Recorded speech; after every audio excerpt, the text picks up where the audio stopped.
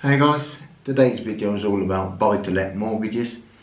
So many people are hesitant about, trying to get their first buy-to-let property, and they think they won't be accepted for a buy-to-let mortgage, that it's too difficult, it'll never happen. Now I'm here to tell you that it's not as difficult as you may think. What a lot of people don't know about buy-to-let mortgages is it's not actually as hard to get a buy-to-let mortgage as it is a residential mortgage, for your own property, for your own house where you're living yourself. So the difference with buy-to-let mortgages is that the bank knows that it will be paid from the rent, basically. So when you're taking out a residential mortgage, you have to show your earnings and everything like that, so they can see that you'll be able to pay it, and you're not going to miss any payments. Now with a buy-to-let mortgage, the payments, or the vast majority of the payments, will come from the rent itself. So maybe if the rent was missed 1 month, or the house was empty for a short while, you yourself would have to make those payments. But if the property is making you money, then you'll have that money there in reserve, for when it may be empty for a small amount of time, when you change tenants, that kind of thing. So if you get a buy-to-let mortgage, say for £100,000, you'll need about a 20-25% deposit on there, so 20,000 or 25,000. And typically the rent will more than cover the repayment of the mortgage. So you'll have more than enough there to pay the bank, basically.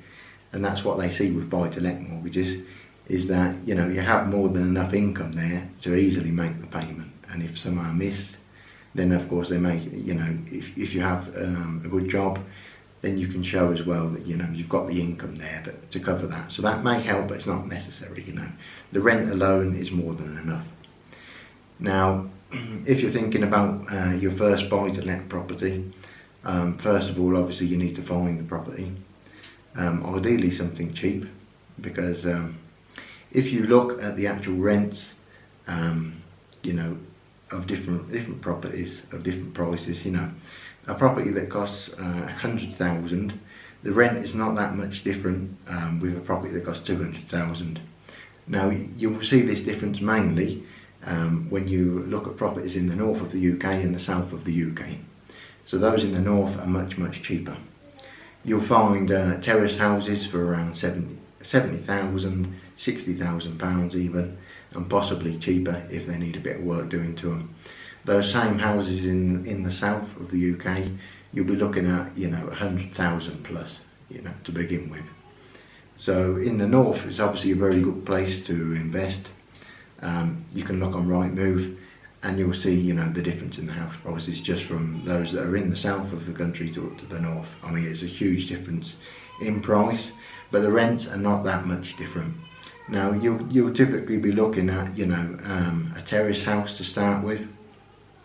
They're the cheaper options, and they have typically free bed, and they have a good rental income. You should be able to get with a house in the north of the UK around £600 a month, possibly slightly lower, 580, 590, but around the £600 mark.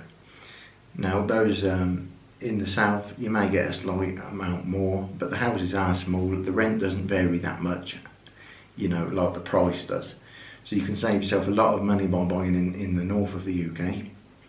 Now if you live in the south, you may be thinking, why would you buy a house that's so far away from you? How are you going to manage it? How are you going to go and collect the rent? Well, it's simple. All you need to do is find yourself a property manager.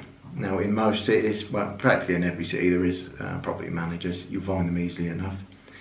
Now there are the actual estate agents.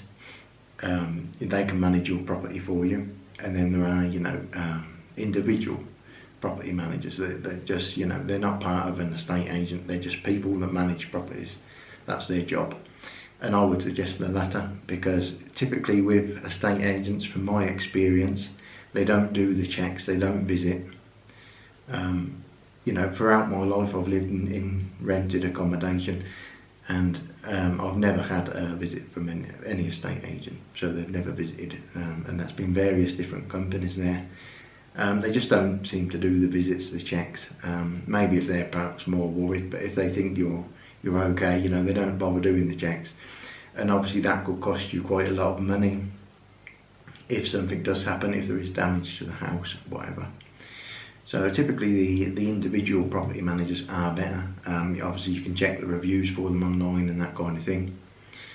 But yeah, once you've found your property in the north, typically you want to find one that's around 60,000-70,000, no more. You know, that's got a rental income of around 600, if possible. Now you may need to do some work to the property. If you can get the property cheaper at 40,000, for example, 50,000, and then you can put 20,000 in, you know, to make the property a lot nicer. New kitchen, new bathroom.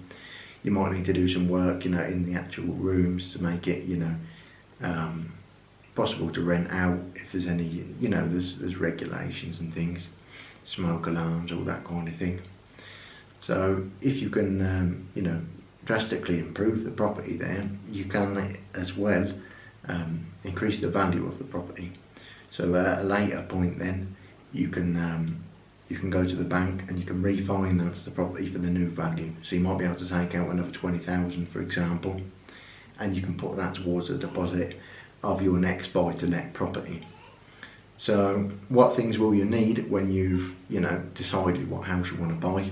Well, you know, to make the purchase, basically, you will need your ID, driver's license, passport. You will need proof of address, and that'll be electricity bill for most people, council tax, that's another one that you can use. You will need proof of the deposit, basically, so you will need to show that you have the money for the deposit. So you will need to a bank statement with 20,000, 25,000. That depends on, you know, how much the house is and how much the deposit will be. But, you know, 20,000 or whatever for this sort of house, 15,000. One last thing that you will need is a decision in principle, basically. So what this is you've gone to a bank, mortgage broker, and you've spoken to them about, you know, the property. They've done the checks on you, and they sort of agreed that they will lend you the money for that if it goes through. So you'll get a letter from them, you know, showing that you've got a decision there that they will lend you the money, you know, to make the purchase. And then you just need, you know, to put them in contact with your solicitor, and everything will be done, you know, in a fairly short space of time. In a few months it will be, you know, completed. There's not much you can do to speed that up. Typically it will be, you know, 2 to 3 months until everything goes through and things like that. So that's how you can do your first buy-to-let property. As I said before, it's not as strict as a residential property, because the rental income itself is what will be paying the loan. So it's not so much about your income. Perhaps you earn minimum wage. It's not so much about what you earn, it's about what the property will earn, because that's what will pay it. It's an investment. Another good reason really that you should do this now is because, you know, property prices go up over time. So not only will you earn money with the rent, and of course the rent you can increase over time, a few percent each year I think is a normal rent increase. Obviously if you choose not to, you can leave it a few years and then increase it. Perhaps when a tenant moves out to get a new one in, you can then increase the rent to the normal level. But house prices will always go up. You know, if you look at a chart over time of house prices, you will see that they're always going up. You know, over 25 years you'll see the increase. You know, it's just a steady climb there. So you'll earn money that way as well, as far as sort of capital gains. Your net worth, it will be increasing from the increase in house prices. So, you know, take that into account as well. And of course, after a few years, when the property value has gone up, if it goes up, then you can refinance for the higher value, and you can use that, you know, for more buy-to-let properties, and you know, on and on. You can just cycle it that way. Anyone can do it. It's not that difficult, and you know, it's something that I really recommend you give a try. Why not? I mean, you stand to gain a lot. There's a lot of money in rentals, whether you're renting you know, the whole house to a family, it's just one let, or you're going to split it off into rooms and rent each individual room separately. Obviously there's a bit more expense there, some licenses and things, and more regulations of fire doors, but that can earn you even more money, so we'll talk about that in another video. But thanks for watching, give the video a like, subscribe, and I'll see you in the next one.